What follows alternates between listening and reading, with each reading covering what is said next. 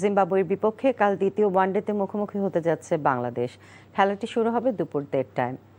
আবারও ব্যাটিং ব্যর্থতা কাল হয়ে দাঁড়িয়েছে বাংলাদেশের জন্য। জিম্বাবুয়েকে অল্প রানে বেঁধে রাখলেও ব্যাটিং ব্যর্থতায় হারতে হয় মিরাজদের।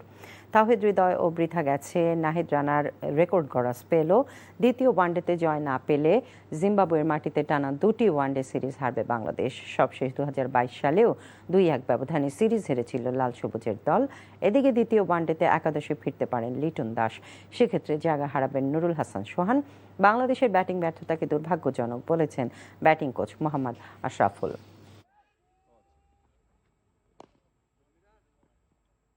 জিম্বাবুয়েতে আমরা লাস্ট ট্যুর 2022-এ এসেছিলাম, সেখানেও আমাদের স্ট্রাগল করতে হয়েছিল। এখনও আমরা আবার দুইটা ইনিংস টেস্ট ম্যাচে এবং এই প্রথম ওয়ানডেতে ভালো করতে পারিনি।